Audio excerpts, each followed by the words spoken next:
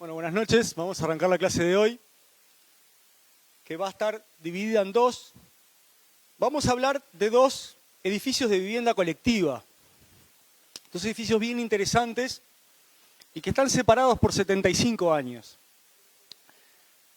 Es interesante no solo reflexionar acerca de cada uno, sino ponerlos uno al lado del otro, porque es increíble cómo 75 años, que en términos cósmicos es un parpadeo, en realidad las circunstancias, ¿no? las sociedades, las culturas que están detrás de cada uno de estos edificios son tan increíblemente distintas. Una cosa por las dudas que me hacía notar Mary, hay un error en el nombre, ahí después lo van a ver bien escrito. Este primer edificio que vamos a ver, como el título lo indica, se llama Casa Comuna Narconfin. El nombre es en sí mismo curioso. La idea de casa comuna nos da la idea ya para empezar de que se trata de un edificio que es mucho más en sí mismo que un edificio de viviendas. Las intenciones que están atrás son mucho más que las que habitualmente están atrás de un edificio de viviendas. Construido ahí entre el 28 y el 30, entre 1928 y 1930, por dos arquitectos rusos, Moisei Ginzburg, ahí le sobra una R, no es Ginzburg, sino Ginzburg, e Iñate Milinis, en Moscú.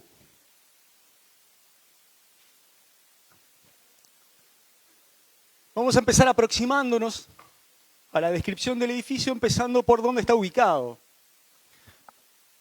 Es en un área central de Moscú.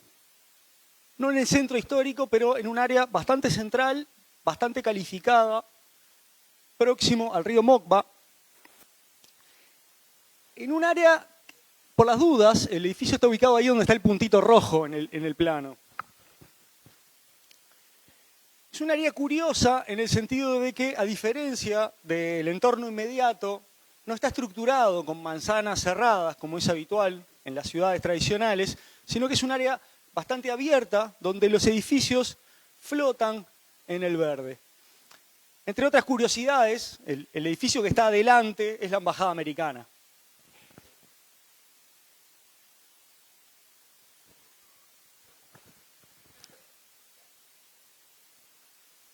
Este edificio fue un proyecto muy relevante para el Estado ruso, el Estado soviético en ese caso, claro, que, insisto, tenía intenciones muy importantes que iremos viendo después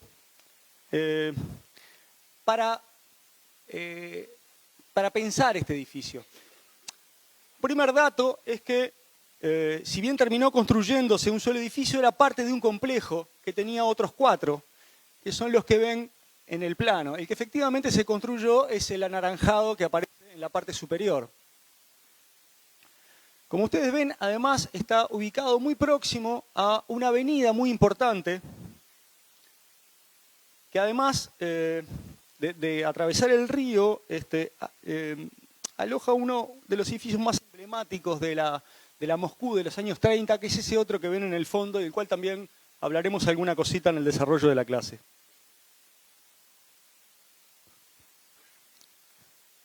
Bien, ¿cómo es este edificio?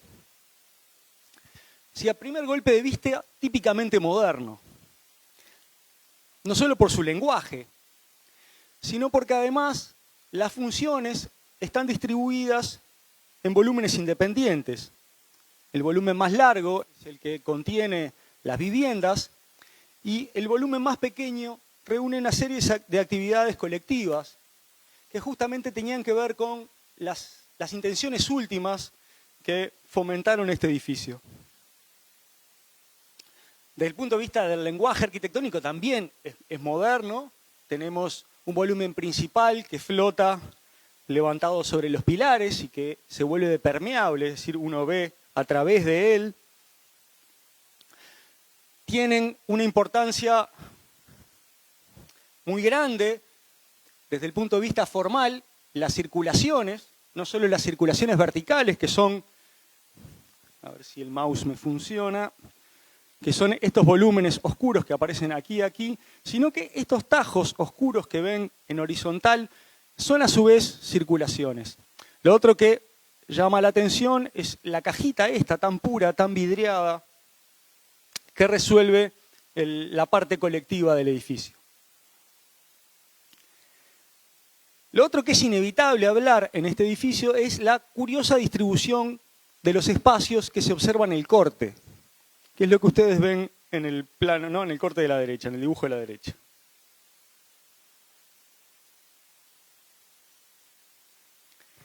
Y ese corte obedece a que las viviendas están resueltas en dos niveles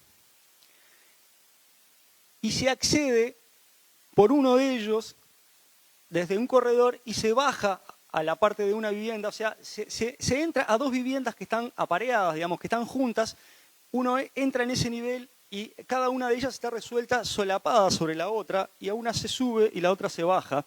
Lo vamos a ver mejor en algunos de los planos que aparecen después, pero es lo que vemos aquí. Esto que aparece de amarillo es el corredor de distribución por el cual uno accede a las viviendas. Desde ahí se pasa a un hall de distribución y aquí vemos que se accede descendiendo a una de las viviendas y subiendo a la otra. Llama la atención en esto las proporciones. Los espacios habitables son minúsculos. Te diría que están resueltos con la mínima área en que era posible resolver una vivienda.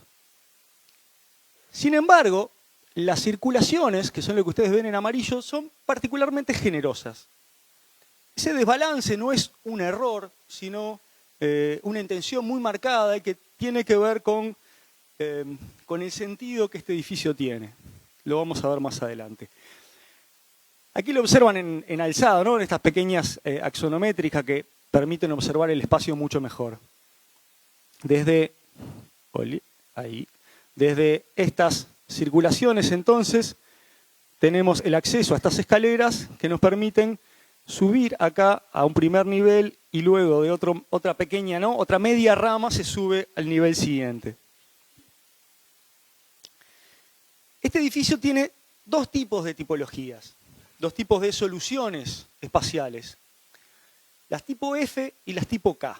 Las tipo F son muy pequeñitas, ahí sí realmente el espacio se ha llevado, se lo ha exprimido al máximo para lograr que la vivienda se resuelva en la menor cantidad de metros cuadrados. E incluso tiene otra curiosidad asociada a esto y es estrictamente no tiene cocina. Tiene una suerte de artefacto que reúne las funciones que habitualmente tiene una cocina, pero no hay un espacio cocina. Las tipo K sí tienen una cocina definida. Vamos a ver a qué obedecen las diferencias entre una y otra. Lo otro que llama la atención, además de que los corredores son curiosamente grandes en relación al espacio de las viviendas, es que a pesar de ser tan mínimas, tienen una doble altura en el centro de la sala de estar. Es decir que, de alguna manera, esta idea de que el espacio fuera el protagonista principal de estas soluciones espaciales, de estas soluciones habitacionales, perdón, está bien marcado.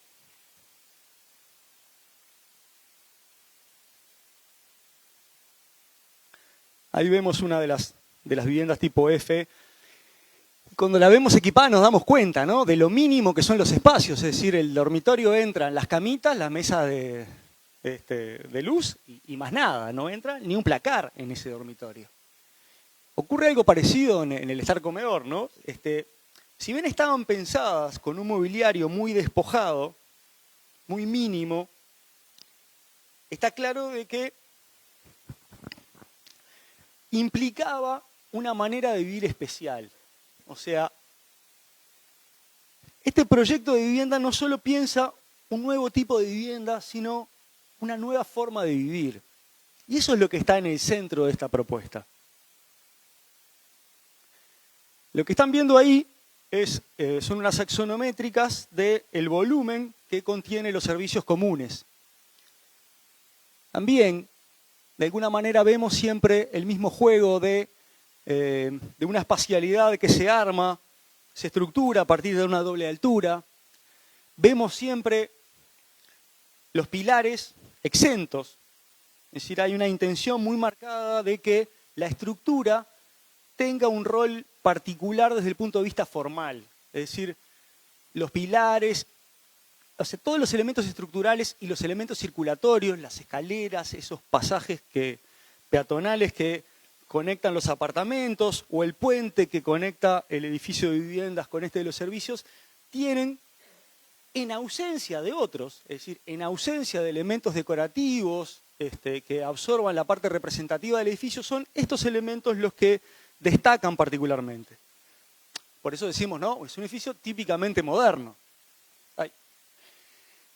Desde el punto de vista programático, cuando uno mira las actividades que contenía este volumen dedicado a las actividades comunes, lo que llama la atención es el énfasis en lo deportivo, que por ahí para ustedes no es tan curioso, o sea, no es raro ver en un edificio de hoy que entre los amenities haya un gimnasio, pero sí es curioso a principios del siglo XX, porque esta idea del ejercicio, de la necesidad de prestarle atención al cuerpo, tiene que ver mucho con la modernidad. A ver, hacer playa es un invento moderno.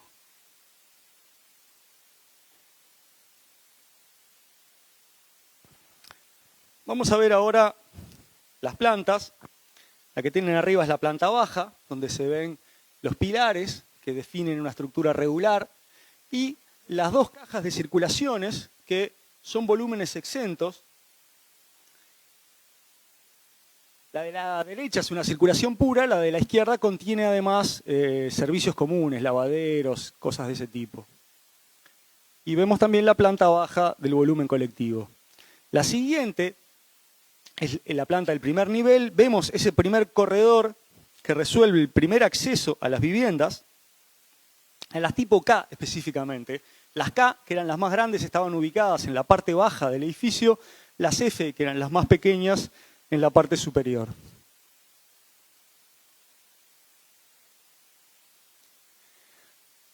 Acá vemos, en la parte de arriba es la parte superior de esas viviendas, de las K, y en la siguiente, la parte baja de la primera de Fs.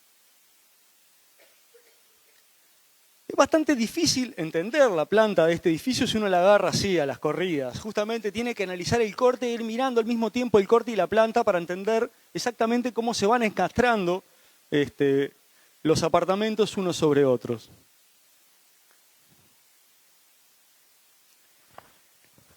Y decíamos, y lo vamos a explicar más adelante, pero lo más importante de este edificio no es tanto la propuesta espacial o la propuesta formal en sí mismo, sino que buscaban prefigurar una nueva forma de vivir. En eso la cocina era fundamental. Entonces, proponían para las viviendas más pequeñas estos artilugios, esta suerte de mobiliario cocina. Fíjense que esto tiene 1,47 m, ¿no? 1,5 m cuadrado, resuelve el espacio de la cocina. Pero a su vez, con un minucioso estudio de las funciones. Algo análogo a la cocina de Frankfurt, pero transformado en un mueble. La idea que estaba atrás de esto era la colectivización de la vida. De hecho, una de las preocupaciones de los principales líderes políticos de la época era liberar a la mujer para que pudiera formar parte de la clase trabajadora y no tuviera que estar atada necesariamente a los quehaceres domésticos. Entonces había una clara intención de colectivizar la mayor cantidad de actividades que fuera posible. El lavado de la ropa, el cuidado de los niños, y dentro de ese panorama la cocina tenía un papel fundamental.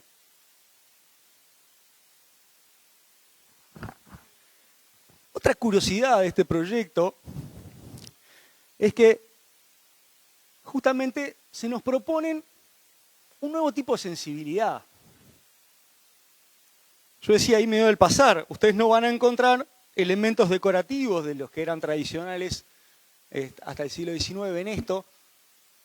Son ambientes muy despojados, muy mínimos, con un mobiliario también muy despojado y muy mínimo, pero por ejemplo el color era central dentro de la propuesta estética. Y por tanto, había un tratamiento particular de los planos, de forma tal de que de alguna manera nos diera una sensación de espacio más grande, pero sobre todo complejizaran la percepción del espacio, de ese espacio tan mínimo. Vamos a ver después un fotomontaje de una habitación hecha.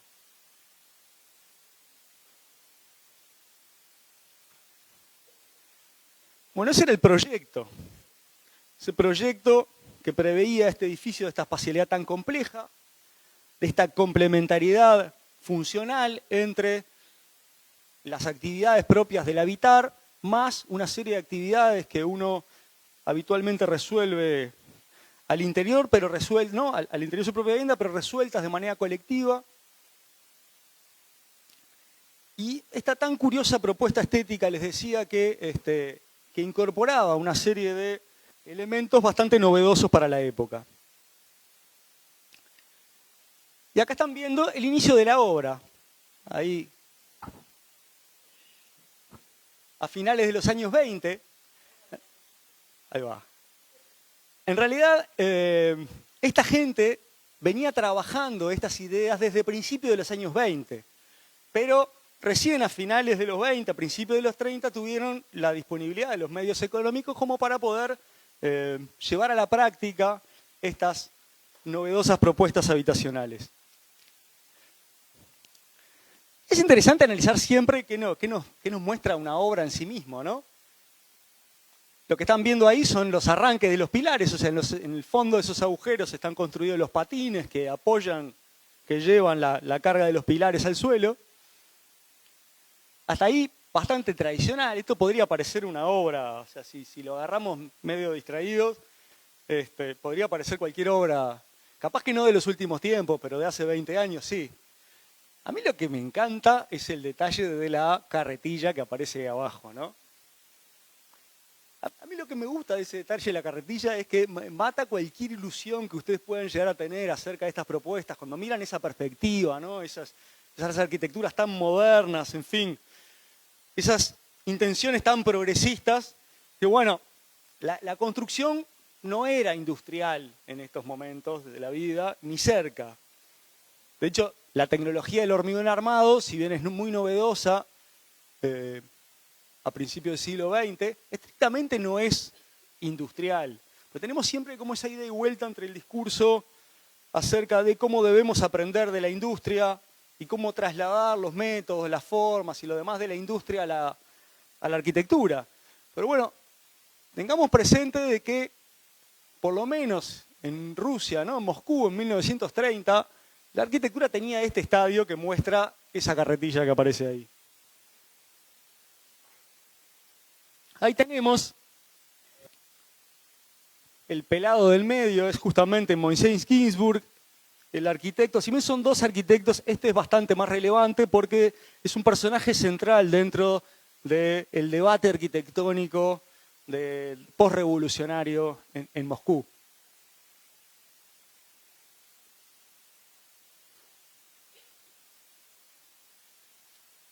Y bueno, en 1930 se terminó de construir este edificio, que si bien en primera instancia tiene algunas simplificaciones con respecto al proyecto original, cumple bastante con lo prometido. Dentro de las simplificaciones, justamente el volumen que aparece ahí arriba, rematando el edificio, tenía un remate curvo que desapareció, se simplificó esa solución. Hubo varias pequeñas modificaciones, pero en buena medida el edificio se corresponde con el proyecto de Ginsburg y Milinis. Lo que ven ahí donde está el cursor es justamente el tajo que resuelve la primera circulación en vertical.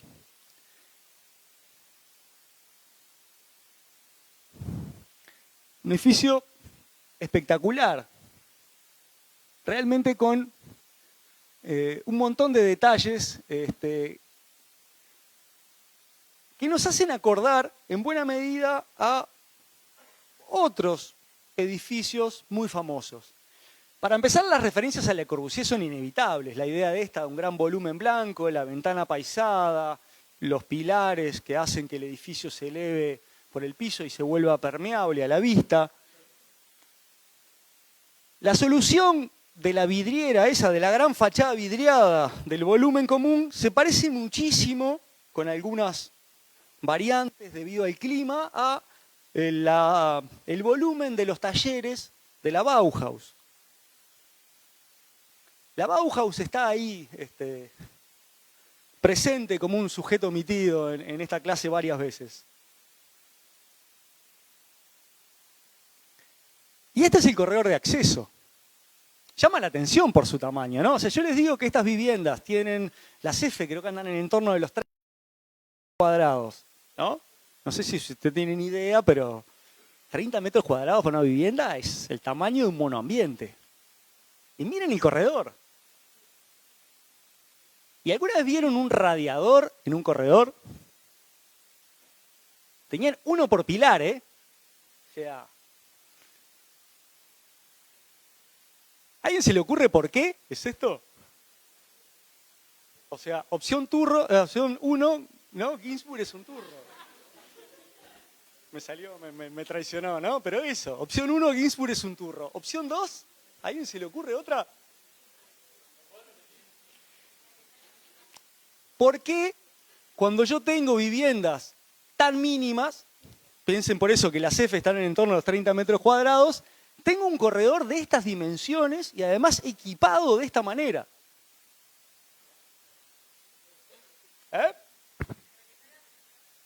Sí.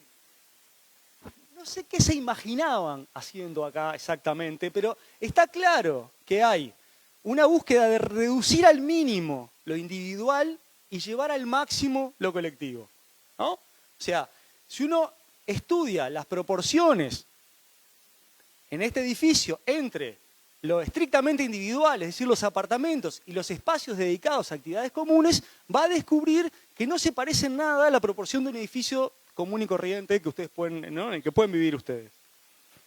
Que capaz que tienen un zoomcito, capaz que tienen una cosa, y después todas las circulaciones han sido reducidas al mínimo y los apartamentos han colonizado todo el espacio posible disponible. Acá no. Justamente porque tiene que ver con esta búsqueda de la colectivización, que es, insisto, el eje ideológico que está atrás de esta propuesta. Lo otro, para más adelante en la clase, miren las ventanas y miren las puertas. Las van a ver de nuevo y me gustaría que retuvieran en la cabeza esta imagen. Y acá tienen un curioso fotomontaje donde justamente se ve el tratamiento del mobiliario, el uso del color, lo mínimo de las soluciones espaciales.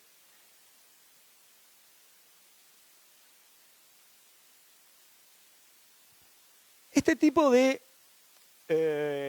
soluciones, insisto, las venían investigando en distintos organismos que tenían que ver con la vivienda desde principios de los años 20. De hecho, cuando se construye el Narconfin, es utilizado justamente como una vía para poder llevar a la práctica muchísimas cosas. O sea, es un edificio que es emblemático desde muchos puntos de vista, pero además, eso, ¿no? Estos tipos estaban desesperados por lograr poner a la práctica esas búsquedas que tan afanosamente venían desarrollando desde hace una década. Esta es la fachada vidriada que les comentaba, ¿no? Vayan y busquen la fachada de los talleres de la Bauhaus y van a ver que es muy similar de aspecto. Lo que ven arriba, en la foto de la derecha arriba, es un catálogo de la época de aberturas fabricadas en serie. Ginsburg, de alguna manera, propone una adaptación de ese modelo, pero con un pequeño detalle, ¿no? Estamos en Moscú.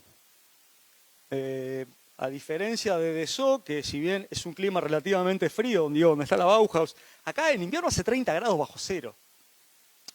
Con lo cual, se decidió prescindir de algunas soluciones que estaban más pensadas para ventilar el espacio y qué sé yo, y se optó por la solución de la doble ventana, que si bien era menos en ese sentido, no garantizaba por lo menos una respuesta climática un poco más adecuada. Pero, insisto, hoy en día nosotros tenemos disponibles una serie de aberturas, de vidrios dobles, en fin, una serie de soluciones con las cuales uno puede llegar a resolver una fachada vidriada en un clima de 30 grados bajo cero. En 1930 no.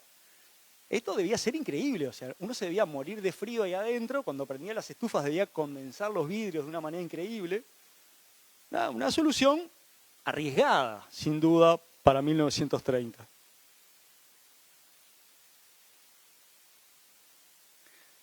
Lo otro que ya les había comentado es el rol que tiene la estructura, que frecuentemente aparece exenta, incluso en algunos casos a costa de consumir espacio. Es decir, cuando uno mira en las viviendas estas que son tan chiquitas, que es la foto de la izquierda, ¿no? Es decir, bueno, hacer que el pilar esté exento y no metido dentro del muro implica una servidumbre espacial para el pilar que también, de alguna manera, muestra el valor que la exploración formal tenía para estos arquitectos, que si bien tenían un énfasis muy fuerte en cuestiones que tenían más que ver con lo social, eran francamente funcionalistas en la mayor parte de los aspectos, de todas formas estaban bien dispuestos a hacer una serie de concesiones en favor de las formas que les agradaban más.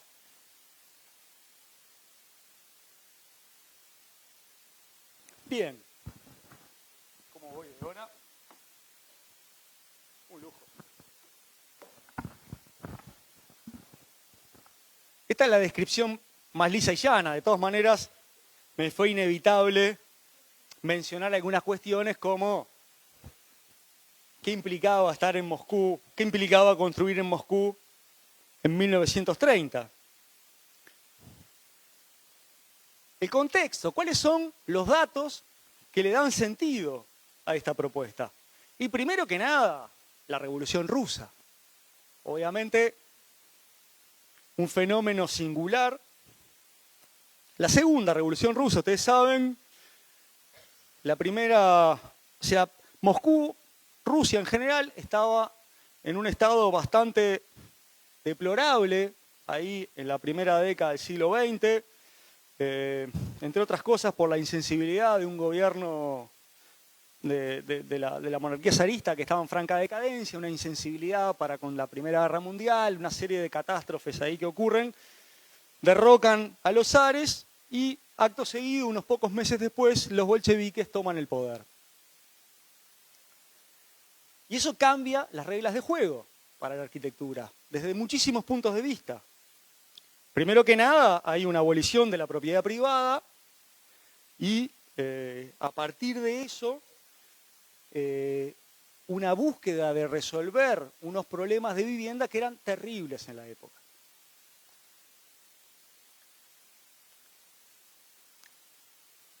Este grupo de gente, sobre todo en esta primera parte, ¿no? De la que estamos hablando de la primera década, de la segunda década en realidad estrictamente del siglo XX, gente muy fervorosa, muy bien intencionada, que pensaba resolver el problema de la vivienda dentro de un contexto más amplio que implicaba esta búsqueda de la colectivización.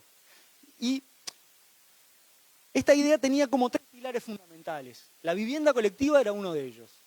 Los clubes obreros eran el segundo y la fábrica eran el tercero. Como que la gente repartía su tiempo entre esos tres ámbitos.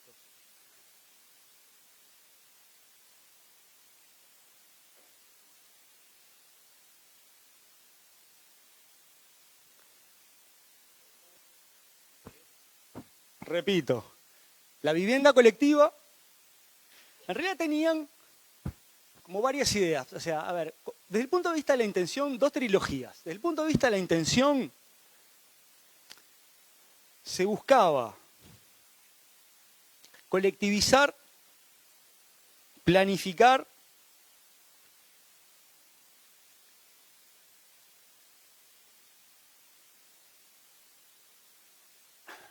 para que me olvidé cuál era la tercera, ya me va a venir. Y desde el punto de vista estrictamente arquitectónico, era la vivienda colectiva, el club obrero, del cual vamos a ver algún ejemplo, y la fábrica. La idea era que la gente repartiera su tiempo entre esos tres ámbitos. O sea, bueno, a este contexto de la revolución vamos a hablar permanentemente, digo, no va para hablar de la revolución rusa estrictamente, pero ustedes piensen que, de alguna manera, esto cambió el mundo de la revolución rusa, pero en particular, obviamente, cambió la vida de los moscovitas. En un contexto, insisto, muy particular, en el que venían de una crisis económica bestial, del cual van a ir saliendo lentamente y van a llegar a un cierto estado de bienestar, sobre todo a partir de la década del 30, del 40. El otro contexto al que quiero aludir es el específicamente arquitectónico, que era complejísimo. O sea, tratar de entender en última, ¿no? A último grado los debates arquitectónicos de la Rusia revolucionaria es muy difícil. Pero siempre hubo algo que rodeó el debate en este periodo, no solo acá, sino en el contexto de toda la arquitectura moderna, que era algo que muestra de alguna manera esta revista. La tapa de esta revista rusa, dedicada justamente al arte de la arquitectura, se llamaba Objeto, también haciendo énfasis en la cultura materialista. Si ustedes ven, yo tengo a la izquierda la imagen de un tren, esos trenes que barrían la nieve además, y a la derecha de ese tren un cuadrado y un círculo. Si bien voy a hacer una grosería, en el debate arquitectónico, casi diría en el debate cultural de este momento en relación con la producción de objetos en general, no solo arquitectura, había como dos corrientes bastante obvias que luego se entremezclaban de las maneras más curiosas, pero una que podríamos llamar más formalista, que es la que aparece representada por el círculo y el cuadrado negro, y una más funcionalista, que es la que aparece representada por el tren. Y si me aceptan otra simplificación, de alguna manera el debate podía pasar, llevado polarizado, ¿no? Llevado blanco y negro, entre si lo que había que hacer era representar la revolución, es decir, encontrar las formas que representaran este nuevo mundo, o había que hacer la revolución a través de estas cosas. Ese debate va a atravesar, insisto, toda la modernidad en general, pero va a ser particularmente candente en este contexto, debido a que justamente ellos, a la luz de la revolución, tenían los medios para transformar la realidad de una manera más radical que la que podían tener, por ejemplo, los arquitectos alemanes. Entre otras cosas, esa voluntad de colectivizar la vida, de pensar nuevas formas de habitar. O sea, se planteaban, en último, el debate de la cocina tenía que ver con la disolución de la familia como tal.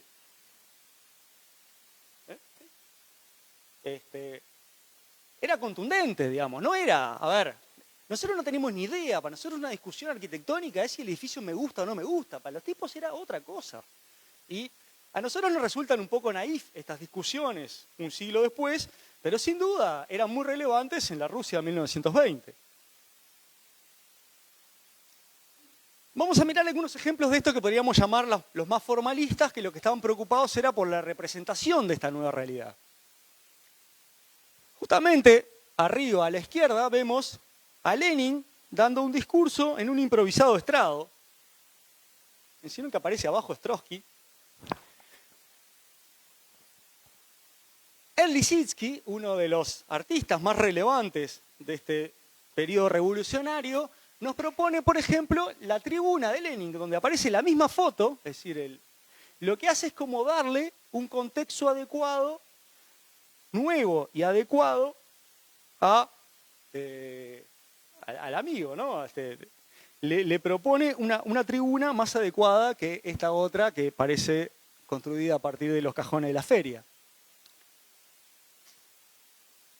Hay una serie de cosas que también son muy propias de este arte, del constructivismo revolucionario, esta idea de el dinamismo, la diagonal, de alguna manera era un recurso permanente, justamente aludiendo al dinamismo de esta nueva sociedad. O los rascanubes, esos edificios que aparecen liberados del contexto del suelo y que se despegan de la ciudad tradicional. O este tan conocido monumento a la Tercera Internacional, una gigantesca maqueta que se hace en el contexto de la Tercera Internacional, que también una espiral ascendente, de alguna manera alude a esta ideología evolucionista que nos propone el marxismo, iba a decir leninismo, pero no existía el leninismo en este momento todavía, marxismo apenas, leninismo será después que muera Marx, que muera Lenin, perdón. Esta idea de una espiral ascendente, también en diagonal, que contenía los poderes del Estado. O sea, dentro de ese gigantesco edificio, que era mucho más alto que la Torre Eiffel, aparecían edificios al interior de esta gigantesca estructura que resolvían las actividades de los poderes del Estado. Nuevamente, ¿esto cambia en algo la realidad? Estrictamente no. Lo que busca es darle un nuevo marco formal a esta nueva realidad. Insisto en esa idea, pero quiero que la retengan. O estas fantasías de Yakov Chernikov que han alimentado la imaginación de los arquitectos durante generaciones. Por favor, váyanlas y véanlas, son alucinantes. No solo el diseño de los edificios, sino el diseño gráfico que está atrás de esto, que es espectacular, pero que estrictamente nada tiene que ver con la realidad práctica, en un sentido de no se pretende transformar la realidad estrictamente en la forma de vivir, sino, insisto, buscar un nuevo repertorio formal que represente adecuadamente a esta nueva sociedad que se generaba a partir de la Revolución.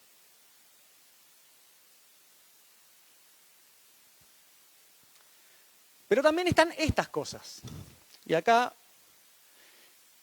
esto es el Club de Obreros Rosakov, un edificio que todavía existe hoy en día, bastante maltrecho, pero está ahí, bastante parecido. ¿Sí? ¿Está restaurado?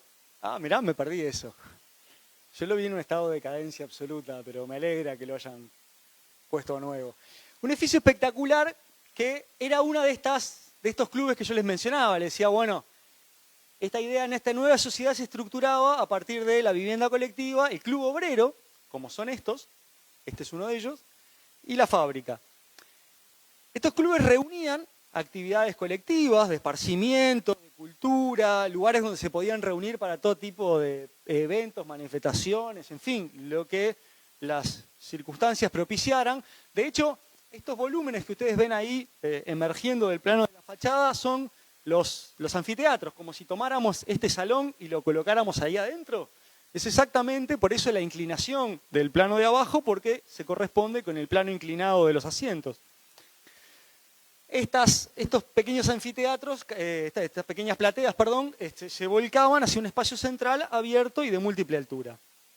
Yo les decía, justamente estos edificios recogen toda esa imaginería tan prolífica que de esas exploraciones arquitectónicas que se hacían en este momento, pero de alguna manera está más en esa otra línea de decir, bueno, la arquitectura es un medio también para producir o para catalizar esa nueva sociedad. Y debe buscar nuevas formas para nuevas actividades, nuevas formas para nuevas concepciones de la vida. Aquí tienen otro de ellos, que también está vivito y coleando todavía. Es el Club de Obreros Suev, que se parece bastante más todavía a las fantasías de Chernikov, y que además tiene esta fascinación por el vidrio, que insisto, en Moscú en 1930 es una demencia esto. debían estar muy poco acostumbrados. Eso que ven en la esquina es una gigantesca escalera, digamos, que va cosiendo el edificio, ¿no? Realmente para los moscovitas de esta época debía ser una curiosidad experimentar el ascenso en ese gigantesco volumen curvo y vidriado que se ve ahí rematando la esquina.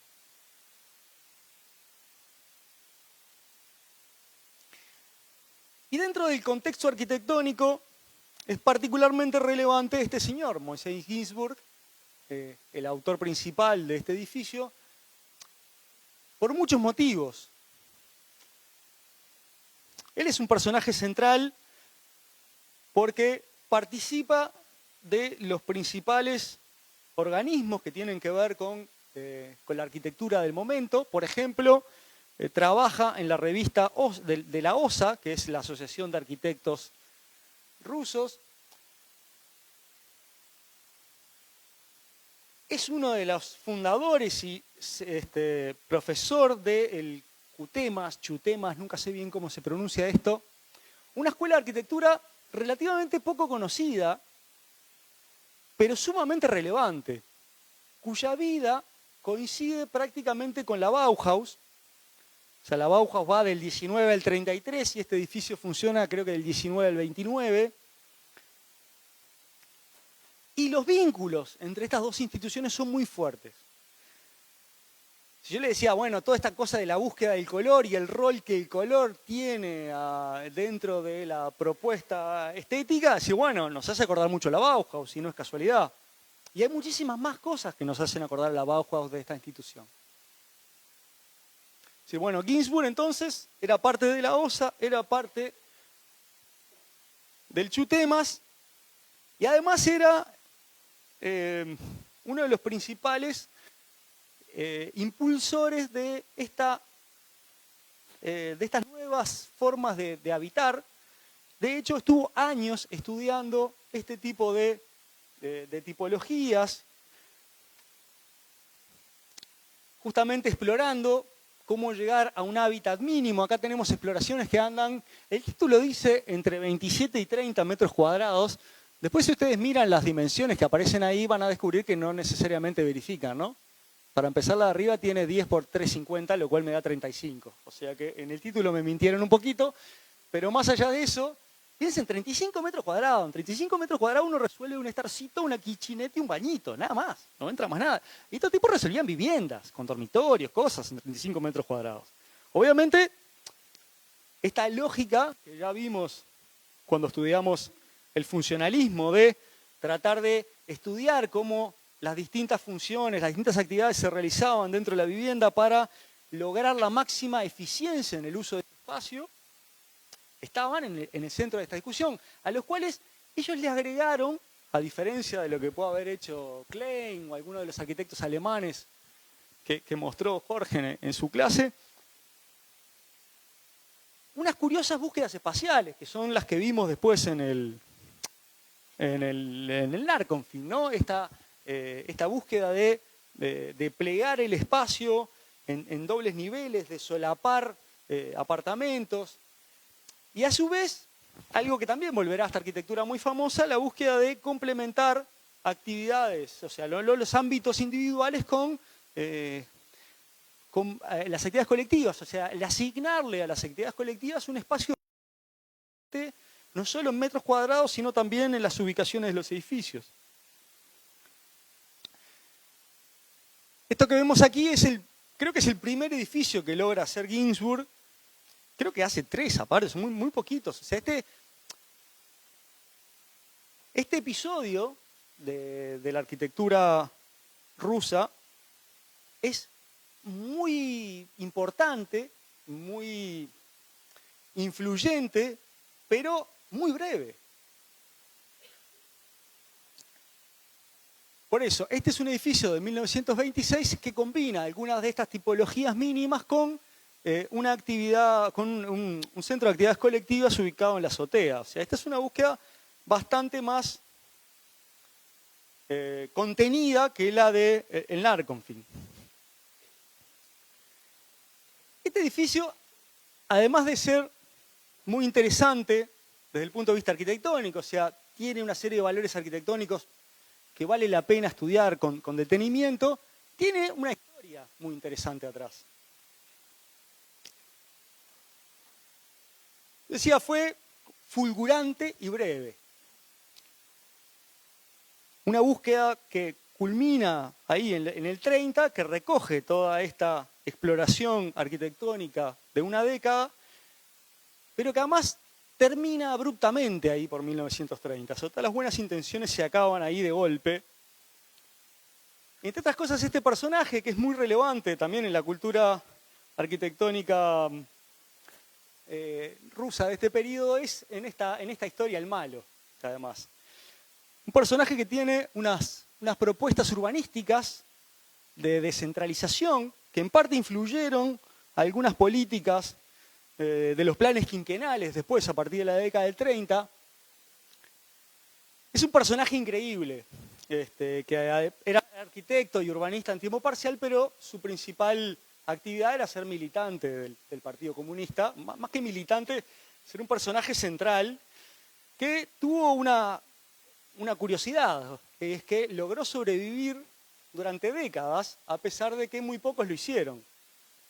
Los que conozcan un poco de la historia de Rusia de este periodo sabrán que luego de la muerte de Lenin, la llegada de Stalin al poder, rápidamente las primeras intenciones, no solo en arquitectura, sino más de un aspecto, se van transformadas. Stalin era un bicho también bastante difícil, que se encargó de mantener el poder durante mucho tiempo y para eso se deshacía de todos los que de alguna manera podían llegar a amenazarlo. Este tipo Miliutin sobrevivió a todo eso. Y vamos a ver que tiene mucho que ver con nuestro edificio. Yo decía, bueno, el texto que ustedes tienen para estudiar este edificio, el título de ese texto se llama El naufragio del condensador social. Realmente la idea de condensador social, un título bastante curioso y bastante discutido, tiene que ver con estas exploraciones de combinar lo colectivo con lo individual. ¿Por qué el naufragio? Y bueno, porque justamente a partir de la muerte de Lenin, la llegada de Stalin al poder, las cosas cambiaron. Y en el campo arquitectónico de una manera muy radical, porque estas búsquedas tan innovadoras y tan progresistas que llevaron adelante los arquitectos modernos, fueron abortadas de la manera más radical por un cambio en la política del Estado en relación con la arquitectura. Por un lado, se desalentaron estos planes que buscaban promover los clubes obreros y la vivienda colectiva, se pasaron a ser viviendas de lo más tradicionales a partir de entonces, y el énfasis estuvo mucho más en la propia construcción que en las nuevas formas del habitar, y además cambiaron los gustos. Promovido justamente por Stalin, se pasó de estas arquitecturas tan modernas, tan depuradas y qué sé yo, a lo que se llamó el realismo soviético. Una arquitectura de un neoclasicismo bastante heterodoxo y bastante recargado. El primer ejemplo que así irrumpió en la cultura arquitectónica fue el primer premio de un concurso que se realizó en 1931 para darle un marco adecuado, un marco arquitectónico adecuado al Palacio de los Soviets. A ese concurso se presentan muchos de los arquitectos modernos, se presenta Le Corbusier, Gropius, en fin, todos los arquitectos más conocidos de Europa, del movimiento moderno, se presentan a este concurso y gana este señor, Johann, con esta torta de casamiento en el que en el remate, en vez de aparecer los novios, aparece Lenin saludando a los trabajadores.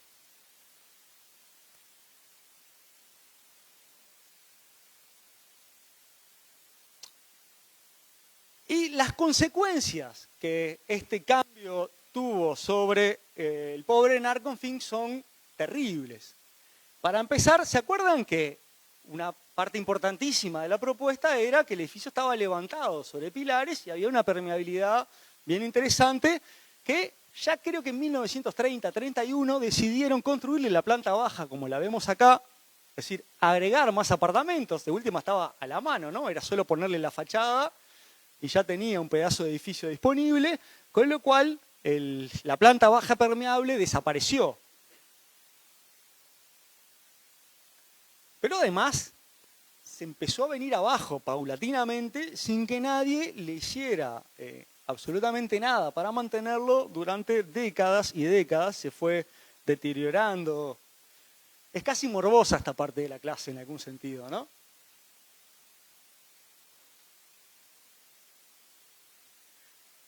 En algunos momentos además le fueron agregando, por ahí en la mitad de la década del 60, tenían la foto esa que ven a la izquierda, aparecían una serie de volúmenes tipo ranchitos adosados.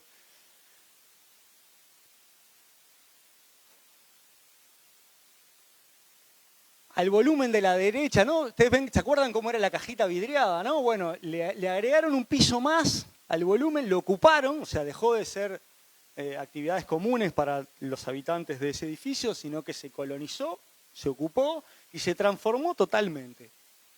Y lo más loco de todo este proceso es que el señor Miliutin se apropió de la azotea, donde había también actividades comunes.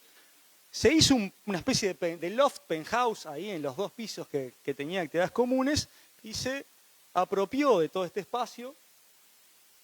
Esa era la vista que tenía Miliutin desde su bolichito, en donde veía el edificio del fondo, que es uno de los caprichitos de Stalin, que representa muy bien este nuevo estado del gusto arquitectónico en este periodo.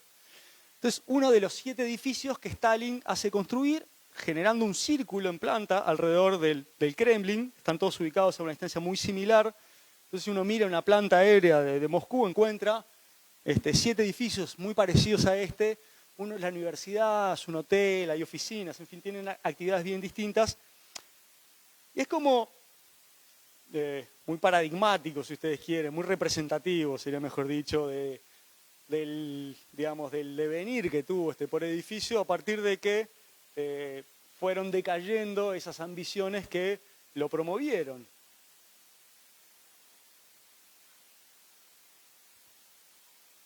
Y es loquísimo. ¿Ustedes se acuerdan que yo dije, recuerden esta foto? La miran y está idéntica. Son las mismas puertas. Yo no sé si en algún momento las pintaron en el camino de pero si uno la mira, es exactamente la misma foto que estaba en ese momento, simplemente las cerraduras se perdieron y les pusimos unos candados, desaparecieron los radiadores, pero está idéntico. Lo cual es una curiosidad. Tenemos ahí las mismas ventanas, ¿no? Esta solución de ventana doble, que si bien obviamente es mejor que tener un vidrio simple, es muy ineficiente esto en un clima que hace 30 grados bajo cero en invierno. O sea, es una curiosidad esto. Yo en la clase de práctico les hice unos comentarios acerca de un edificio en Chicago, también muy, muy paradigmático de la arquitectura moderna, que decía, el edificio está impecable, pero el edificio ya no es el mismo. ¿En qué sentido? Y las aberturas son nuevas, o sea, son idénticas a las originales, con tecnología nueva, los pisos los cambiaron todos. Entonces, uno mira y es el edificio original, pero impecable. Este es el edificio original literalmente. En lo bueno y en lo malo. Tienen aquí una de las tipologías estas, con la doble altura, que también está con los pisos originales, las aberturas originales, parecen no haberlo pintado desde 1930. Pero rescatando algunas de las cosas, más allá de este venir morbo que ha tenido la clase, mostrándole, ¿no? un ícono, así, un paradigma de la arquitectura moderna en un estado calamitoso. Las cualidades espaciales que tenía esto, ¿no? Yo le decía, ¿no? Las concesiones que el arquitecto hace para que el pilar flote. ¿No? Si yo lo hubiera metido dentro del muro, obviamente hubiera tenido, no hubiera tenido la servidumbre del pilar ahí flotando. Pero qué bien que queda, che, ¿no? Uno mira la solución espacial esa, o sea, analicen con ojos de arquitecto, ¿no? Cómo está resuelto los radiadores, en el antepecho, en fin, una serie de soluciones arquitectónicas que aparecen en esta arquitectura tan mínima, pero tan depurada, nos siguen resultando interesantes hoy, 75 años después. Bueno, muy bien, esto ha sido todo. La bibliografía que aparece arriba es la que estrictamente ustedes tienen como obligatoria. La de abajo se las dejo por las dudas que a alguien le interese, fue parte de la preparación de la clase. La clase estaba dividida en dos. La primera parte estaba destinada al edificio Narconfin, a la Casa Comuna Narconfin. La segunda parte está destinada a un edificio de la Catón y Basal, de 2005, ¿es, no? De 2005, bien interesante, que se los va a presentar ahora Carolina. Y justamente, como les decía al principio de la clase, son dos edificios que está buenísimo mirar cada uno de ellos, pero que a su vez está bueno ponerlos uno al lado del otro y ver cómo en 75 años, que es nada, ¿no? En términos históricos, es apenas un instante, cómo las preocupaciones que están atrás de cada uno de estos edificios son tan distintas. Bueno, yo voy a hablarles hoy de un edificio de la Catón y Basal, dos arquitectos franceses. En realidad, Alain Catón nace en Francia y Jean-Philippe Basal nace en Marruecos. Y en realidad es un edificio contemporáneo que se distancia un poco de las dos obras que hemos visto. También es un edificio en el exterior, es un edificio en Francia. Y al igual que Narconfin es un edificio de vivienda colectiva, pero como les adelantaba Mauri, tiene objetivos bastante diferentes que responde también a un contexto distinto, tanto social como político. En realidad yo voy a hablar como de varios aspectos del proyecto, un poco como lo que les pedimos que hagan ustedes en los casos que les ha tocado en cada práctico, de elementos que hacen al proyecto concreto, la implantación, la topografía, la relación con el espacio público, el equipamiento, lo que propone el edificio a un nivel concreto.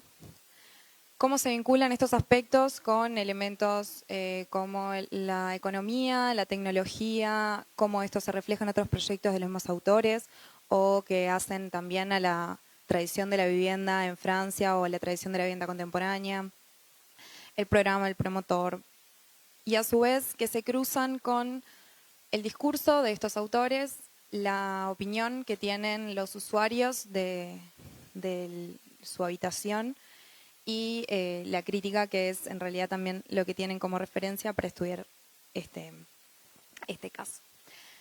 Como les adelantaba, Alain Catón y Jean-Philippe Basal fundan la Catón y Basal en 1987. Es una práctica que estaba basada en París. Ellos terminan sus estudios en Burdeos en 1980 y pasan un breve periodo en África antes de instalarse definitivamente en Francia. Y este periodo en realidad también los va a marcar, como vamos a ver más adelante en la clase, en una búsqueda que se inicia, este es de los primeros proyectos divulgados de esta dupla, y una búsqueda que se inicia y que se centra en la generosidad y la economía de medios para alcanzar como un máximo uso y un máximo aprovechamiento. De cierta forma, en realidad esto es un proyecto de 14 viviendas que se inicia a principios del 2000 y que se inaugura en 2005. Son 14 viviendas que en realidad forman parte de un conjunto de 61 viviendas.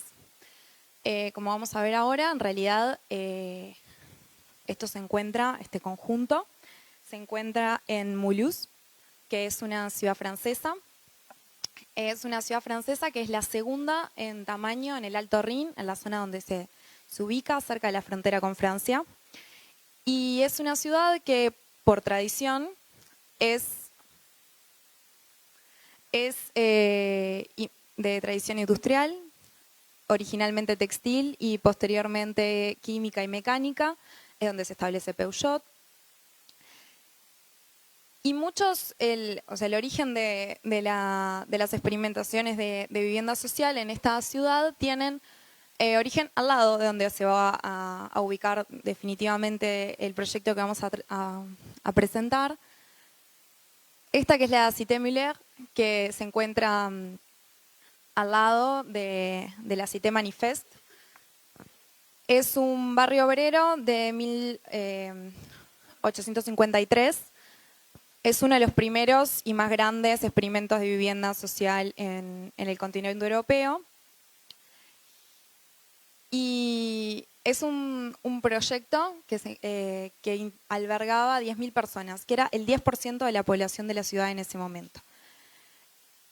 Ah, perdón. Perdón. Dale, sí. ¿Cómo no? ¿Cómo no? ¿Cómo no? Bueno, el proyecto del que les hablaba, de 1853, es un proyecto para 10.000 viviendas que, como les decía, son el 10% de la población en el momento y que es significativo por eso, por ser uno de los primeros experimentos de vivienda social, industrial, o sea, de vivienda social obrera. En realidad lo que propone son viviendas para los estándares del momento. 47 metros cuadrados, que era como lo que para el momento era la vivienda, el estándar de vivienda. En realidad vamos a ver que la propuesta, 150 años después, a partir de la misma agencia de vivienda, que es la SOMCO, la SOMCO, es plantear 61 viviendas que experimenten con la economía, o sea, a través de una vivienda económica, experimentar tecnológicamente para ampliar el espacio, mejorar la relación con el verde y proponer una vivienda alternativa. O sea, mostrar cómo desde la vivienda económica se puede generar vivienda de calidad con más y mejores espacios. Ese es el conjunto de la Cité Manifest. Este es un proceso que se inicia en el año 2000, que tenía como objetivo esta rememoración de los 150 años de la Cité Müller, que se encuentra al lado. La Cité Müller es lo que empieza aquí y este es como el remate, continúa con las manzanas. Y se propone a Jean Nouvel, que es un arquitecto francés, reconocido ya en el momento, en los años 2000, proponer estas 60 viviendas. A lo que él responde con la propuesta de invitar a 4 arquitectos jóvenes, un arquitecto extranjero y 3 conjuntos de arquitectos franceses, a trabajar con manzanas separadas, haciendo estas propuestas de habitación alternativa que desafiaran a la norma desde la economía y propusieran mejores espacios de habitación. Este es el conjunto y ahí en realidad se ven las diferencias, ¿no?, de estas propuestas. El del fondo es el de Jean Nouvel, el que gestiona toda la urbanización. Este es el de la Catoni Basal, el que vemos en primer plano, que es el que en realidad vamos a trabajar. Y los otros 3 equipos son Shigeru Wan, que es un arquitecto japonés, que es el de la punta, de allá. Duncan Lewis y el otro, que nunca me lo acuerdo, no es tan conocido. Y Mathieu Potvin y Pascal Rinaud. Duncan Lewis es este y Pascal Rinaud es el de abajo.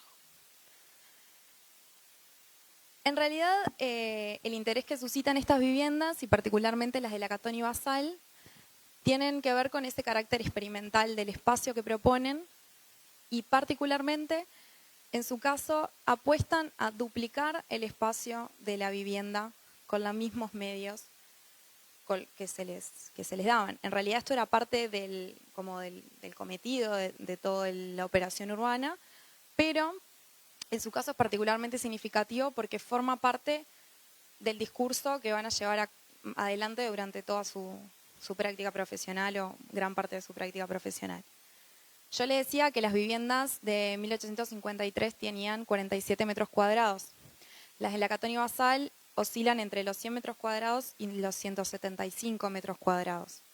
Y que si además lo comparamos con los 30 metros cuadrados de los que hablamos en la primera parte de la clase, empieza a darnos como esa intuición de la optimización de los medios para un mayor espacio en cantidad y su intención es que en calidad también. En realidad esta es un poco la relación con la ciudad existente y con las viviendas obreras existentes. Es un barrio que para los estándares franceses es como de periferia, ¿no? No está del todo cuidado, no tiene las calidades espaciales urbanas que sí tienen las áreas centrales o el centro mismo de Mulhouse. Es súper colonial y cuidado, y no es el caso de esta área, que está muy descuidada, no tiene casi espacio público. Y en realidad un poco estas nuevas viviendas debían vincularse con esa realidad. Y reaccionan de formas muy distintas,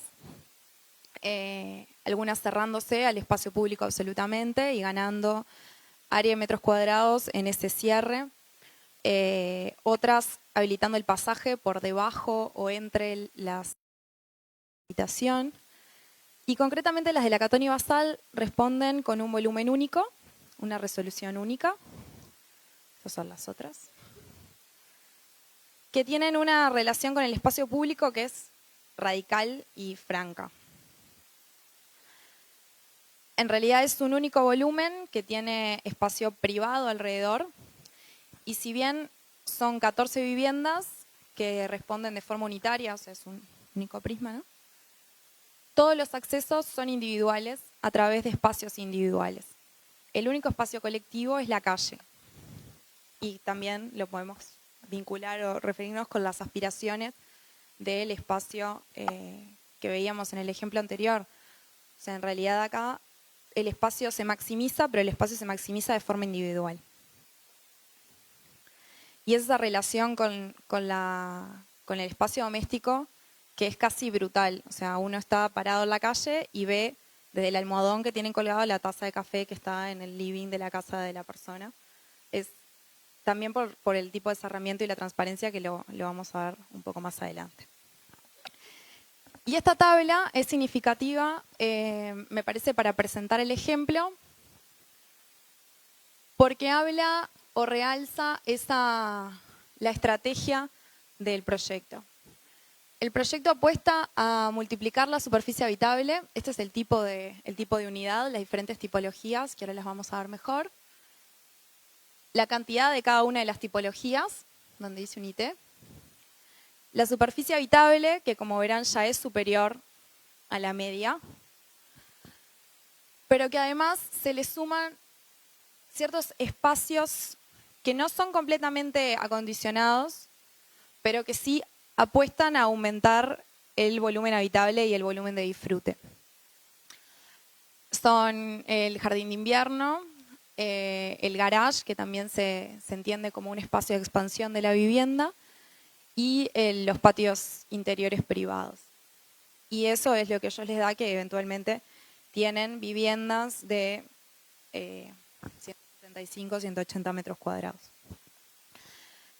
Estos son algunos como de los postulados que la Catón y Basal mismos plantean como base de su práctica.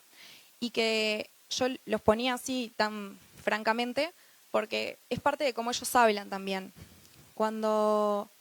Si ven una conferencia de la Catón y Basal, que fueron algunas de las que estuve viendo para la clase, en realidad es significativo como antes de comenzar a la Catón, en varios casos, lee estos postulados y los explica. O los va comentando mientras que Jean-Philippe Basal explica los casos concretos o cómo actuaron de forma práctica. Son muy cuidadosos con el uso de las palabras y son significativas en definir, son muy precisos en definir sus intenciones. Yendo al ejemplo concreto, acá tenemos una división tipológica del conjunto. Como ven, hay 6 tipos de tipologías, pero en realidad tienen como características comunes. La característica principal es que todas son viviendas en 2 niveles, todas son viviendas pasantes de norte a sur o en esquina también de norte a sur. El sur, en el hemisferio norte, es el soleado, que es el de acá abajo, y el norte es donde para nosotros sería el sur, que es hacia donde nos recorre el sol. Todas las viviendas discurren en 2 niveles con diferente área en cada nivel. Algunas tienen el doble, por ejemplo la T4B tiene su mayor superficie en planta baja y una pequeña superficie en planta alta, mientras que la T4A es de la forma inversa, se accede por una superficie menor y la mayor cantidad de desarrollo de la planta está en el segundo nivel. En general se traban también como en L, como las que les contaba Mauri en el primer ejemplo, pero como en fachada, ¿no? De esta forma y de esta forma. Ahora lo vamos a ver mejor igual. Estas son las tipologías, en realidad ven cómo se traban siempre en 2 niveles, siempre son pasantes y siempre tienen un espacio privado de acceso. En general, todas menos 2 tipologías tienen espacio de garage interior y además tienen ese espacio de jardín. Los jardines y los accesos principales están ubicados al sur y los garages están ubicados al norte y es el segundo acceso, aunque en realidad ellos hablan de que no definen un acceso preciso. Ustedes van a ver que en realidad hay como un tratamiento de fachada y del cerramiento que es como único, no diferencia los espacios de dormitorio con los espacios de uso colectivo de la vivienda, no diferencia los espacios de acceso. Y eso tiene que ver también con una voluntad de definición del usuario de cada espacio, de cada uso. En realidad, las viviendas, si bien son diferentes, tienen como lógicas comunes. Tienen siempre espacios privados, abiertos, en planta baja. Espacios que originalmente eran pavimentados, que tenían una voluntad vegetal, pero que era apenas era como una sugerencia de, bueno, tengo macetas y las saco y entran, y era como más flexible, y que en realidad fue uno de los pocos cambios que demandaron los usuarios, que fue transformarlo en un espacio más netamente vegetal y enjardinado, que tiene que ver también con esa relación con el espacio público, ¿no? Era como una verja, en realidad piensen que si yo tengo como esa verja y un árbol, tengo un filtro más que me separa de la calle, que permite el acceso de autos, pero que es generalmente peatonal. La batería de servicios, en realidad, en planta baja se disponen ordenadamente, son los celestes, y en planta alta bajan siempre por la parte casi que trasera. Ellos insisten en no marcar una diferencia entre la fachada principal y secundaria, pero de cierta forma, desde el momento que todos los garages están sobre la fachada norte, nos hace pensarnos sobre el carácter que tiene ese lugar. Las escaleras son lo que ven en amarillo y es lo que comunica claramente la planta baja con la planta alta, pero que ocupan un espacio mínimo y tienen como una presencia en la vivienda de espacio, de ser como casi que las únicas definiciones que tienen esas plantas. Por eso las marqué de esa manera. En realidad los servicios originalmente eran los únicos espacios que tenían paredes hasta el techo, ni las habitaciones tenían, y en realidad eso es lo otro que ha sido resistido por quienes se han mudado. El hecho de que el dormitorio principal era el que estaba cerrado y los dormitorios de los niños quedaban abiertos al espacio colectivo, tenía como problemas de habitabilidad, ¿no? Del que vienen los amigos hasta tarde y la televisión y no pueden dormir. Entonces eso fue uno de los cambios que se han registrado mayormente, pero en general las unidades mantienen la conformación original. Las barras verdes son los soportes de las cocinas, que son unas kitchenette. Los servicios son los que están en azul. Y después la otra presencia permanente es la escalera. El resto del espacio es libre y se intenta que discurra de esa forma libremente de norte a sur, por eso también son pasantes las viviendas. Y en altura, son viviendas que tienen 3 metros de altura en la planta baja y 2,60 en la planta alta. El espacio particular, y que es el protagonista de estas viviendas, del que vamos a hablar un poquito más adelante, es ese jardín de invierno. La solución en la parte interior de la vivienda tiene cielo raso y la vuelve como convencional en la parte superior, pero la particularidad es ese espacio plus, ese espacio que gana la vivienda con el jardín de invierno, que es un espacio que no está calefaccionado, que incluso se abre al exterior, donde llueve, donde nieva, pero que con la solución de la piel de policarbonato permite en la mayoría del año, sobre todo en invierno y en primavera y otoño, ser sumamente aprovechado por los habitantes y ser una de las cosas más valoradas de estas viviendas. En realidad, la vivienda tiene una estructura base de hormigón armado, de la que vamos a hablar, estructura de hormigón en planta baja, de la que vamos a hablar un poco más adelante, y de acero galvanizado con cerramientos de policarbonato y vidrio en todo su perímetro, que se abren y se deslizan, permiten el pasaje de aire y que se acondiciona a través de estos cielos rasos de los que les hablaba y que luego conserva estos lugares que son el jardín de invierno, donde hay un toldo que corre cuando hace mucho calor y que se corre cuando en invierno hay sol para aprovechar el efecto invernadero.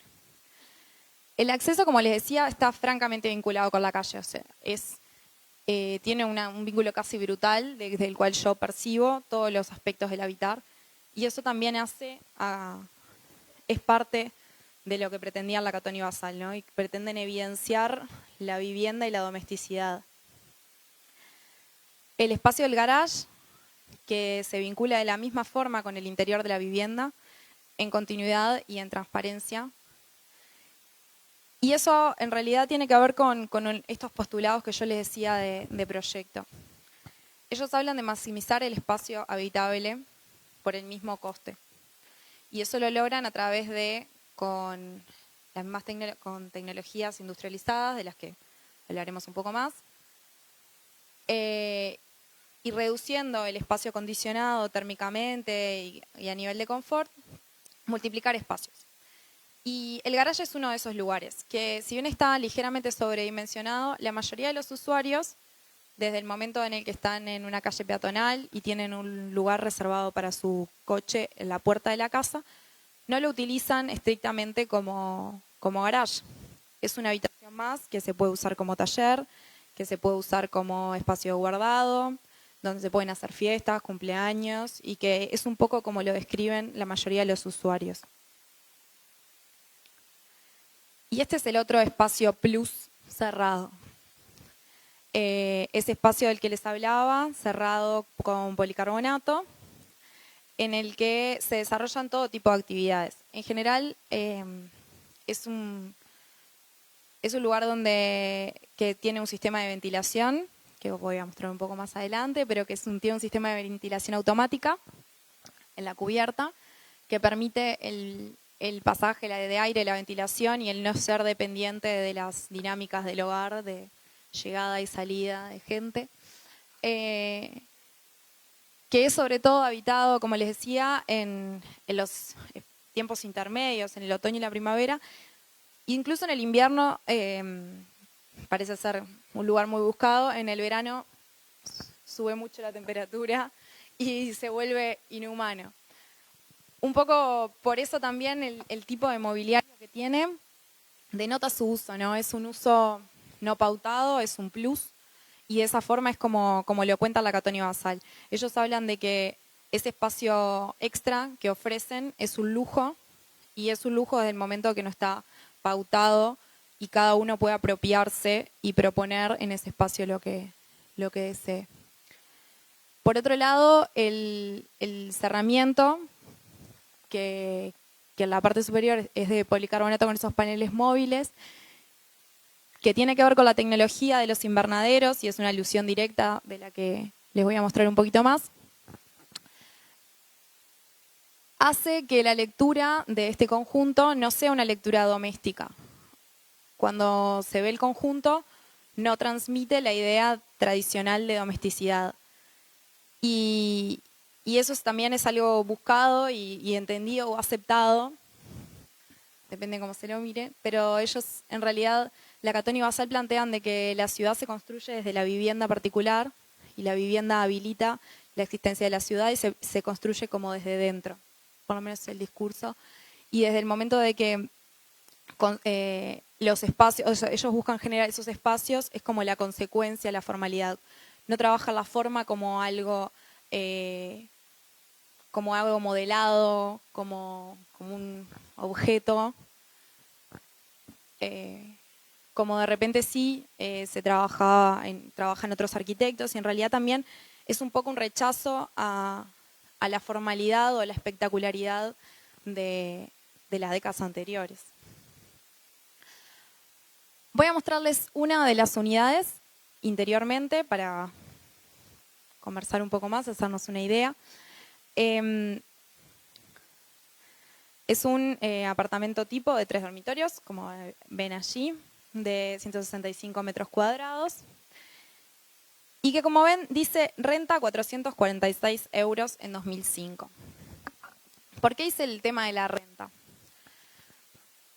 Hay un tema con respecto a la construcción de esta teoría, ¿no? De que yo te doy más volumen habitable y yo construyo viviendas sociales que multiplican el espacio de uso y que es un lujo el espacio. Pero si yo multiplico el tamaño y alquilo un apartamento de 180 metros cuadrados, la renta se multiplica. En realidad, una de las pautas que tenía el programa era mantener la renta en base al coste de construcción, no en cuanto al resultado en metros cuadrados.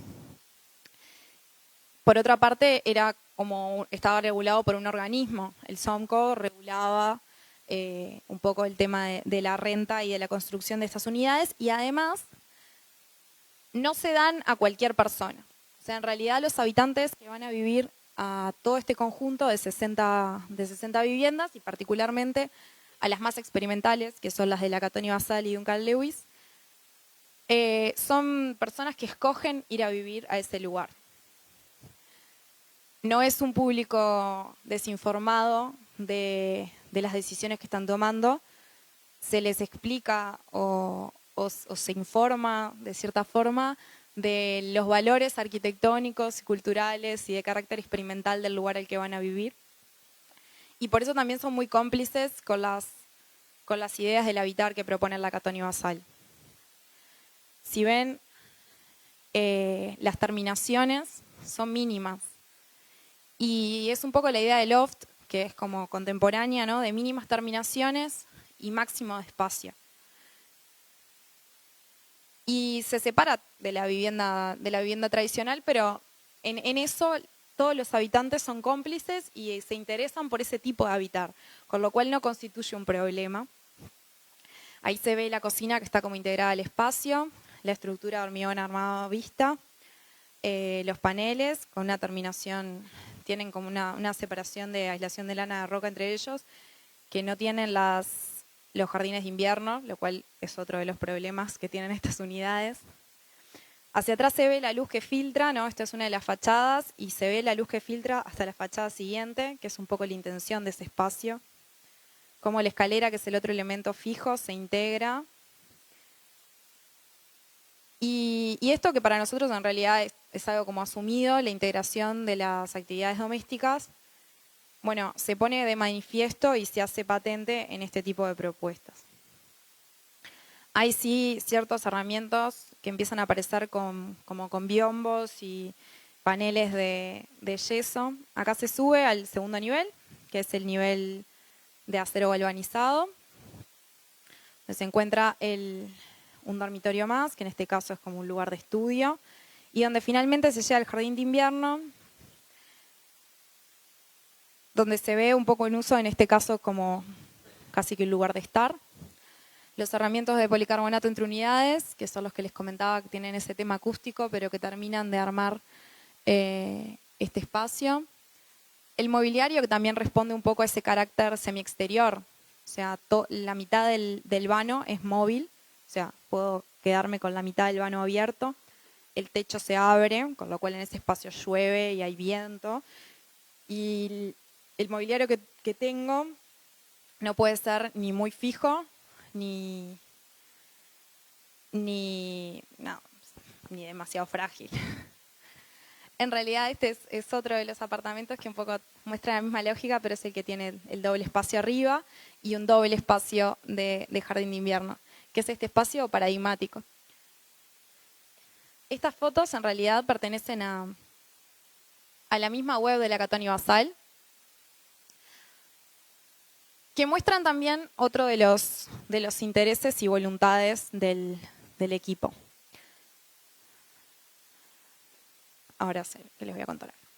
En realidad hay otro insumo, otro de los insumos principales para ver el uso que tienen estas unidades, que es un estudio que hace el gobierno francés, en realidad de un relevamiento de cómo se usa cada una de estas unidades. Y lo sorprendente, en realidad, de esto y lo interesante, para mí particularmente, fue leer los testimonios de quienes habitan todas las propuestas. O sea, es un estudio que tiene 400 páginas y que en realidad establece o intenta hablar, en el caso de la Catoni Basal, habla con 11 habitantes de estas unidades, releva el uso del espacio de cada uno, entonces, como por ejemplo esta persona, para separar el espacio de cocina del espacio libre en el espacio de estar, lo eleva y cómo en realidad en algunos se integran, ¿no? se llena de objetos el espacio y en otros en realidad se mantiene como en un mínimo y hay como viviendas temporales, lugares de habitar temporal, ¿no? La hija que viene el fin de semana o el hijo que viene durante las vacaciones. Empiezan a observar cómo las pequeñas decisiones domésticas de cada núcleo familiar hacen a la domesticidad de ese espacio, que es casi que un contenedor hecho confortable y donde cada uno hace a la domesticidad. Y les decía que la Catoni Basal lo cuentan de esta forma y es particularmente significativo, que muestran imágenes del edificio habitado y el edificio en construcción, así como estos datos claves de proyecto, ¿no? De área y coste. El de área y coste lo comentábamos recién, que tiene que ver con esa plusvalía del espacio. Y el de la imagen, en realidad habla de una voluntad de separarse de una imagen cuidada o súper estilizada de propuesta de espacio y de habitar, y que en realidad dice que vale más lo que la gente hace con el espacio que la propuesta del objeto en su origen. Y cuando se les pregunta por qué en realidad no tienen o no muestran fotos del edificio apenas se entrega, que es cuando, como comentaba Jorge, muchos de los arquitectos toman la foto, ellos dicen que es porque en realidad es un estado más, que el edificio no es un objeto que se pueda apreciar como en un estado puro, no tiene un único estado, sino que es tanto durante la construcción como durante la habitación del proyecto. Y en realidad ellos tienen muchas referencias modernas, se vinculan mucho con la modernidad en la espacialidad y algunas de las voluntades, pero se separan absolutamente en este sentido, ¿no? La apuesta a la individualidad y a la domesticidad que plantean. En realidad, en el espacio, en esto que veíamos de un espacio que discurre, que es pasante y que trata de definirse lo menos posible para ser apropiado por el usuario, ellos mismos hacen la referencia a la Maison Dominó, una propuesta de Le Corbusier ineludible en torno a la planta libre y la propuesta de una estructura, sostén, a partir de la cual hacerse a los espacios. Otra de las referencias claves son las Case Study Houses, un programa de propuestas de vivienda en Estados Unidos que apuesta a la prefabricación como recurso o como elemento de proyecto para generar soluciones de habitación contemporáneas. Y en la seducción, ¿no? Por esa seducción por las soluciones industrializadas, tiene mucho que ver, y en la apuesta como un lujo de espacio, que claramente no es el de estas viviendas, no es el mismo ánimo, sino es como una democratización de ese mega espacio, pero sí tiene que ver con estas lógicas industriales.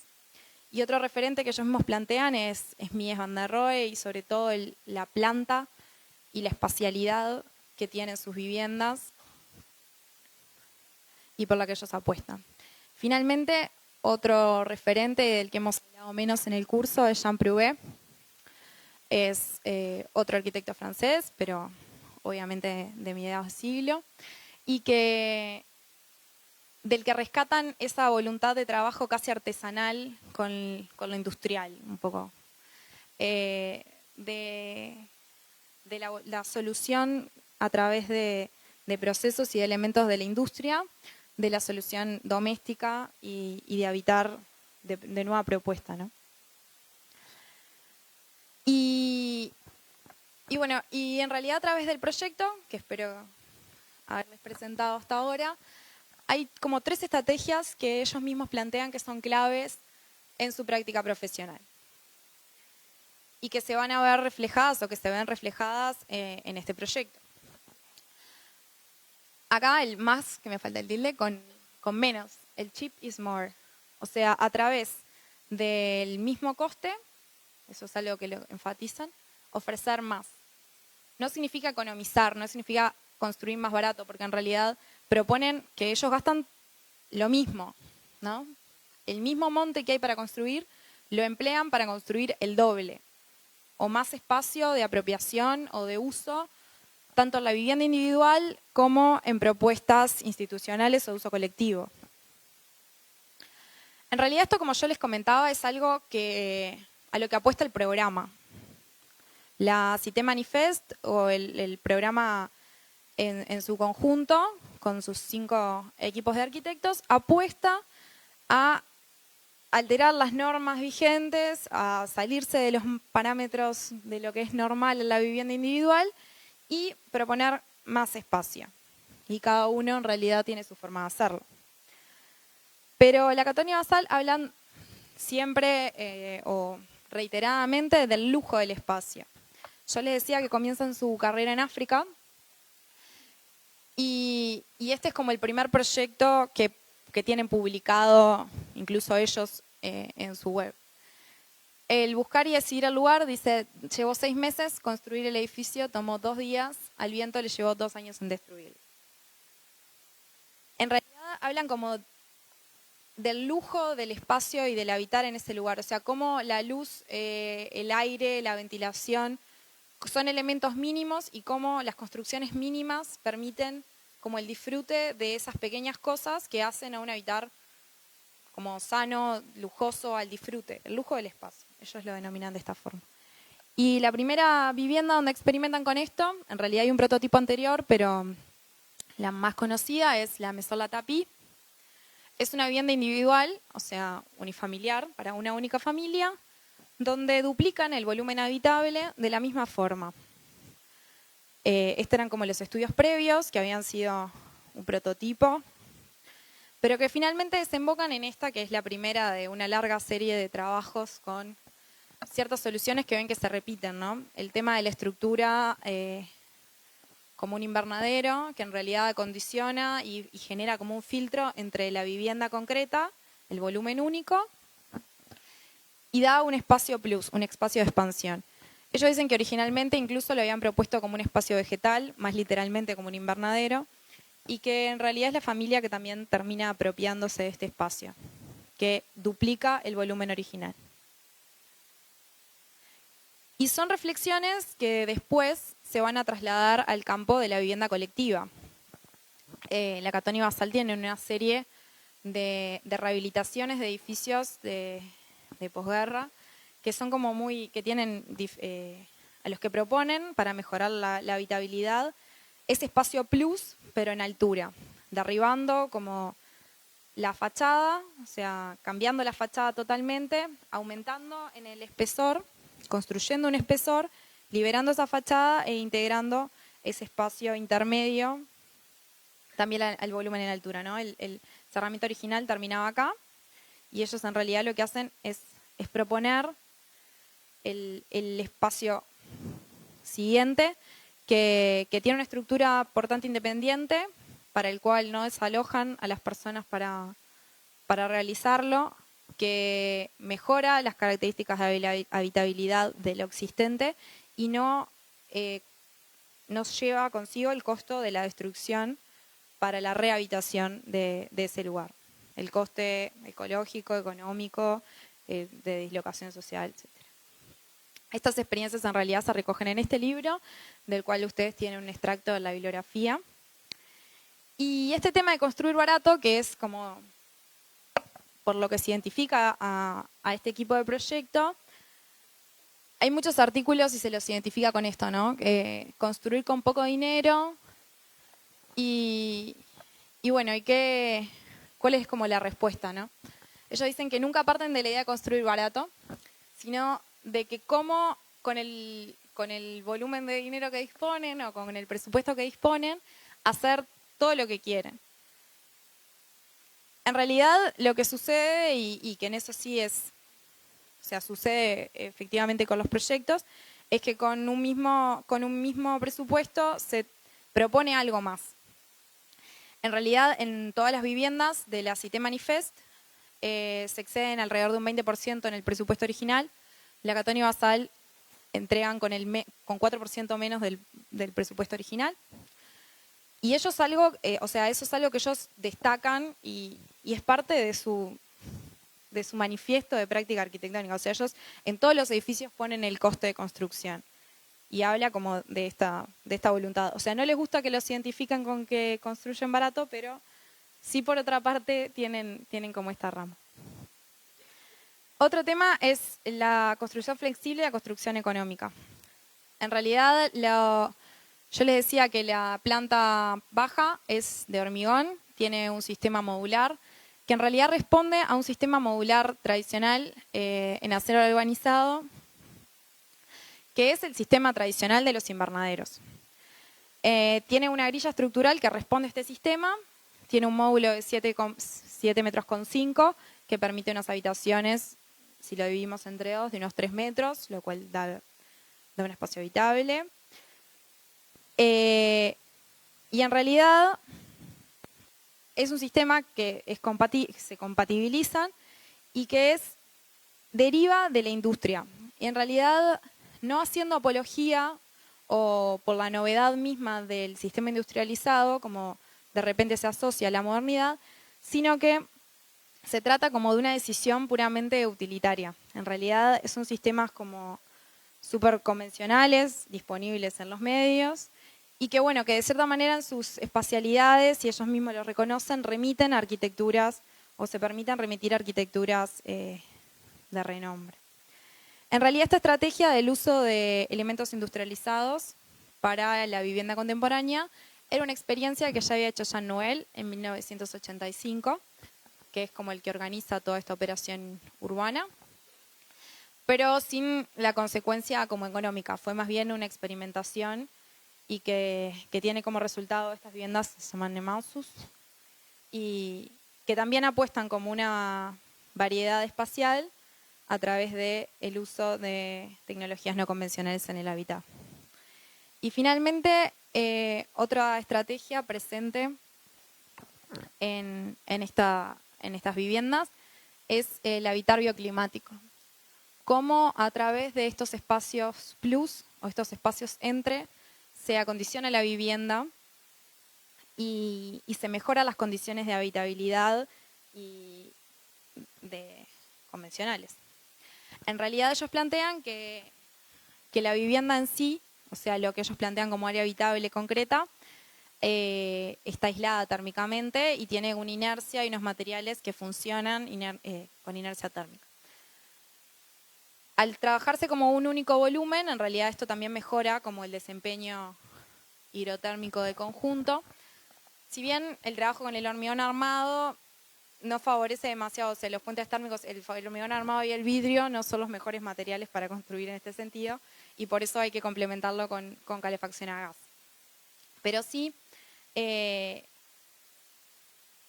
espacio plus del invernadero y el entre, la cercha con policarbonato y el cielo raso, en realidad lo que hacen es mejorar, tener como ese colchón que mejora el desempeño energético de la vivienda y en realidad en esta serie que yo les contaba de testimonios de personas que habitan en estas viviendas, había uno que vivía, o sea, hay varios que se han rotado, ¿no? De vivienda, de las de Duncan Lewis o de Shigeru Ban a la Catón y Basal y viceversa, y en realidad lo que hablaban era cómo en estas viviendas, en general, hay 10 grados más que en el resto de las viviendas, o sea que efectivamente tienen un mejor desempeño.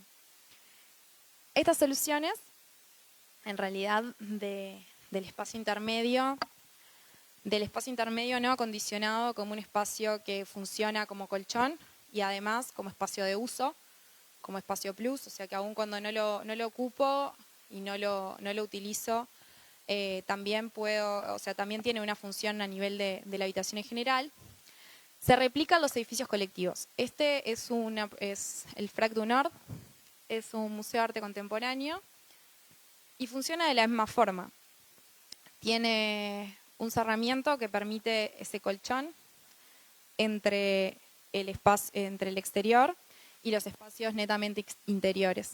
Y si ven, tiene una estrategia muy similar en cuanto a esto, ¿no? Como de la subdivisión del espacio interior por dentro de este sistema industrializado del que se hace uso para resolver de mejor manera la vivienda.